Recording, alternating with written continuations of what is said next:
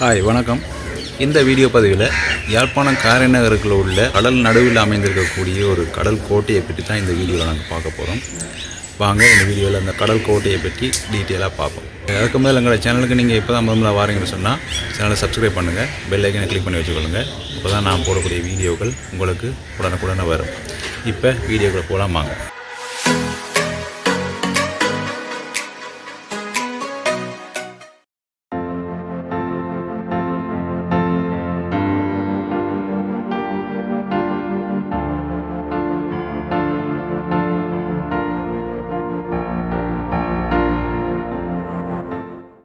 யாழ்ப்பாணத்தில் உள்ள சில புராதன அடையாளங்களில் மிக முக்கியமாக, அதாவது காலனித்துவ ஆட்சியில் ஏற்படுத்தப்பட்ட ஒரு சில புராதன அடையாளங்களில் ஒன்றாக இந்த காரைநகர் கடற்கோட்டையை சொல்லலாம். இந்த கடற்கோட்டை ஒல்லாந்தரால் கட்டப்பட்டதாக சொல்லப்படுகின்ற போதிலும் இதனுடைய ஆரம்பமானது போர்த்துகேயருடைய ஆட்சி காலத்தில் ஏற்படுத்தப்பட்டதாக வரலாறுகள் சொல்கின்றது. அதாவது 17ஆம் நூற்றாண்டு முற்பகுதியில் போர்த்துகேயருடைய இறுதி காலங்களின் போது இந்த கோட்டை கட்டுவதற்கான பணி ஆரம்பிக்கப்பட்டுள்ளதாக சொல்லப்படுகின்றது. அதன் பின்னர் வந்த ஒல்லாந்தருடைய ஆட்சி காலத்தின் போதுதான் இது தற்போது காணப்படுகின்ற இந்த வடிவத்திற்கு அமைக்கப்பட்டு இதனுடைய கட்டுமான பணிகள் நிறைவடைந்து இதனுடைய பணி இடம்பெற தொடங்கியதாக சொல்லப்படுகின்றது. குறிப்பாக இந்த கோட்டை கடற்பாதுகாப்பை மையப்படுத்தி இது அமைக்கப்பட்டுள்ளது. அதாவது இந்த கோட்டை அமைந்துள்ள இடமானது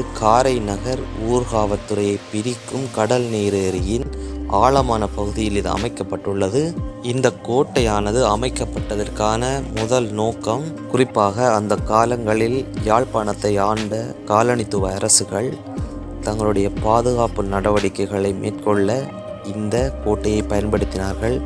அதேபோல குறிப்பாக பாதுகாப்பு கண்காணிப்புகளை மேற்கொள்ளவும் யாழ்ப்பாணத்திலிருந்து இந்தியாவிற்கும் பிற நாடுகளுக்கும் இடம்பெற்ற கப்பல் போக்குவரத்துகளை அவதானிக்கவும் இந்த கோட்டையை பயன்படுத்தியதாக சொல்லப்படுகின்றது. பின்னர் 2017ஆம் நூற்றாண்டு பிற்பகுதியில் ஏற்பட்ட ஆங்கிலேயர் ஆட்சியில் இந்த கடற்கோட்டை சிறைச்சாலையாகவும் பயன்படுத்தப்பட்டதாக சொல்லப்படுகின்றது.